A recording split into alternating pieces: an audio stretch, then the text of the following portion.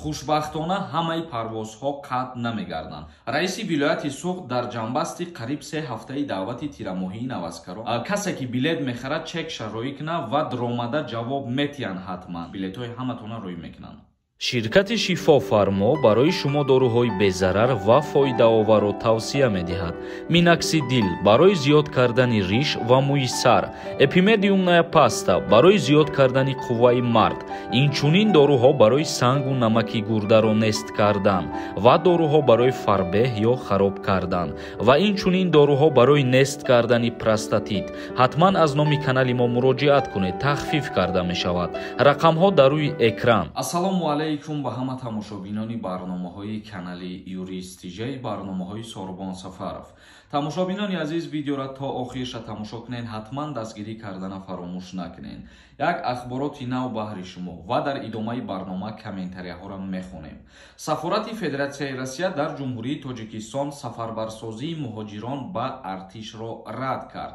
чӣ хеле ки медонед, шурӯъ карда аз 21 сентябр дар Федератсияи Россия мобилизатсия эълон кардагианд ва дар байни муҳоҷирон бисёр суханҳои бардурӯғ паҳн шидагианд. бигем ки гӯё муҳоҷирора ба мобилизатсия куш карда ба артиш сафарбаршон кардесиянд ва махсус сафорати Федератсияи Россия ҳамин чиза рад кард ки ин гап дурӯғ аст ва гуфтанд аз тоҷикистониён даъват карда шудааст ки ба асноди қалбакӣ дар атрофи сафарбаркунии хориҷиён ба артиш бовар накунанд. яъне ҳар овозае ки меброяд сафорат гуфт ки ба ӯ овозаҳо дода нашавед ва боварам накунед. ва инчунин як ахбороти дигарам дар ҳаминҷа қайд карда мегзарем. оиди баста шудани границаҳо, оиди қатъ гардидани парвозҳо миёни Тоҷикистон ва Федератсияи Россия. аз ҷониби тамошобинон дар ҳамин мавзӯъ чандин саволҳо пешниҳод шудагӣ ҳастанд ки оё парвозҳо маҳкам мешаванд ё ин ки не. хушбахтона ҳамаи парвозҳо қатъ намегарданд. чӣ хеле ки медонед, айни ҳол бо қарори ҳукумати Федератсияи Россия 11 фурудгоҳи Федератсияи Россия парвозҳои худша қатъ гардонидагиаст. мисол мегирем, агар аз шаҳри Душанбе ба Москва парвозҳо анҷом додестиянд ё аз шаҳри Душанбе ба Питер парвозҳо анҷом додестиянд, вале 11 фурудгоҳи дигараш баста мондагиаст. дигар ахбороти мо. раиси вилояти суғд Раҷаббой Аҳмадзода хост даъвати навазкарон дар вилояти суғд чоноқ карда шавад. раиси вилояти суғд дар ҷанбасти қариб 3 ҳафтаи даъвати тирамоҳии навазкарон ба сафи қувваҳои мусаллаҳи Тоҷикистон дастур дод ки ин раванд тезонида шавад. чӣ хеле ки медонед, айни ҳол даъваткунӣ ба хизмати ҳарбӣ дар Ҷумҳурии Тоҷикистон рафтесаед ва барои тамом шуданша қариб ки 3 ҳафтаи дигар мондагиаст. яъне ки якчанд камбудиҳое ки ба чашм мерасиданд, раиси вилояти суғд Раҷаббой Аҳмадзода дастур ва супориш дод ки ислоҳ карда шаванд. тамошобинони азиз, мегзарем ба қисми хондани комментарияҳо. дар ҳаминҷа як чиза қайд карда мегзарам. касоеда ки нафора узри зиёд мепурсун, чӣ хеле ки медонед, дар канали ма конкурси нав сар шидагиаст ва ҳамагӣ 3 рӯз шидае ки мо билет фурӯхтесем, қариб 60% билетҳоро фурӯхтем аллакай. дар конкурси мо ҳамагӣ 3500 дона билет мебошад ва нархи як дона билет 200 рубла дар бар мегирад. касое ки мехоҳанд билет бихаранд, инами картаи Сбербанк сумтона партоен. ин карта ба номи Мунис Хуршед мебошад. шумораи билетҳо бисёр буданаш сабабаш ҳамие ки мо бисёр аксия мекунем ва нархи билетҳомон арзон аст. имрӯз як аксия дорем, ба 500 рубл 3 дона билетон метиҳем. шанса ай даст натиҳен. чектона метонед ки дар инами рақамҳои WhatsApp равон кунед. 31 дона приз дора конкурси мо, шанси бурд кардан зиёд аст. бахтона бисанҷед. алиев нависонда: ассалому алайкум акай Сорбон, сози хубӣ, аблава чанд фоиз буд шида бошад мегуфтӣ. пешакӣ раҳмат. дар ҳар шаҳру ноҳияҳои Ҷумҳурии Тоҷикистон ҳар хел мебошад. якумин шида вилояти Мухтори Кӯҳистони Бадахшон дар як рӯз нақшаи худша ба иҷро расонид. Мансур Сафаров нависонда: ассалому алайкум ака, ин рақамотон кор намекунанд.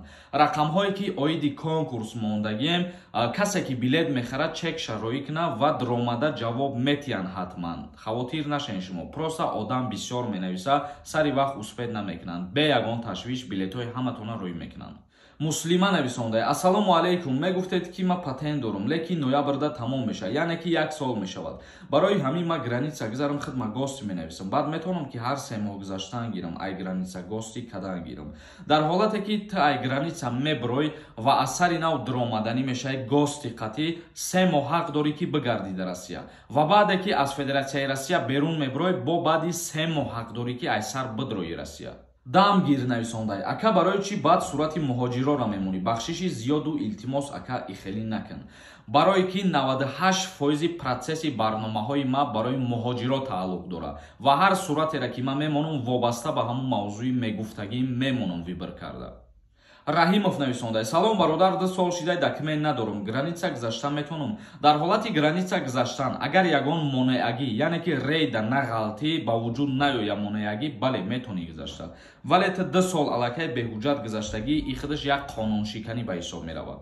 Бобоев нависондай ба мардум агар дар Тоҷикистон повисткара имзо карда бошӣ ҳозир дар Россия бошӣ чӣ гап мешида бошад дар ҳолате ки бароми шаҳрванд повистка меояд барои даъваткунӣ ба хизмати ҳарбӣ ва дар ӯ повистка имзо ки монден агар шумо аллакай уҳдадор мебошед ки ба сафи қувваҳои мусаллаҳ яъне ки ба хизмати ҳарбӣ сафарбар бошед дар ҳолати саркашӣ кардан аз даъват ба хизмати ҳарбӣ нисбати шаҳрванд парвандаи ҷиноӣ оғоз карда мешавад ва боз як мисоли дигар меёрам фарзанд вақте ки дар Россия қарор дорад ва ба хонашона повистка меёранд дар повистка агар падар ё модараш ки имзо ки монд падар ва модараш уҳдадор мебошанд ки фарзандшона ба Тоҷикистон ҳозир кунанд. Любой тарафа нависондай ты гарени мошенники бозида дига ты бозӣ нате ин чиза танҳо ман медонам ва худованд медонад ва ҳама одаме ки бозиро ташкил мекунад худованд шоҳидае ки касе ки бурд кардагӣ призоша мо додагӣ ҳастем ва видеоша партофтагӣ ҳастем чекоша нишон додагӣ ҳастем ба ҳамин хотир ман должен нестам ки бо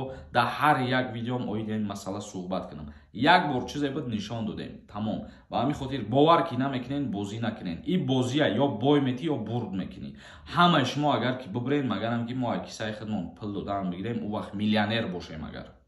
Абдуллоев нависондай акай ҳама хабари зур мода аблавай чанд қадари дига мон 3 ҳафтаи дига ба тамомшавиша мондагӣ қариб. Юсупов нависондай салом ака гости задагим регистратсия накардам граница гузарам проблема намешавамада дар мигратсиони карта транзит хат мекашӣ ё работа хат мекашӣ ё ки гости хат мекашӣ ту бояд ҳатман регистратсия дошта бошӣ бе регистратсия гаштугузор кардан мумкин нест барои ягон шаҳрванди хориҷӣ дар Федератсияи Россия. Раҷабов нависондай салом алейкум ака паспорт ва дигар документҳоямро дар шаҳри Москва гум кардам бояд чӣ кор кунам ака барои ба ҷумҳурии Тоҷикистон омадан агар бугӯй мерай аз посолствои ҷумҳурии Тоҷикистон дар шаҳри Москва ҳуҷҷати возвращения на родину мегирӣ миёй тамом. Салом нависондай салом алейкум ака баъзе одамо меган хизмата 27 даромадӣ тамом баъзеш меган то 27 пур накунӣ яъне 28 насай хизмат мебаранд кадомша бовар кунем брат пешакӣ раҳмат дар ҳолате ки шаҳрванд аллакай 27 сола шид аз даъваткунӣ ба хизмати ҳарбӣ озод мешавад зарур нест ки 28 солагиро интизор бошед. Бахтиёр нависондай ассалому алейкум акаҷон ман правама дар Россия гум кардам метавонам ай Тоҷикистон бигирам метиҳанд праваи тоҷикита агар дар назар дошта бошӣ бале вақте ки ҷумҳурии Тоҷикистон миёй боз аз сари нав мерай автодром вастанавид кардан мегирӣ правата.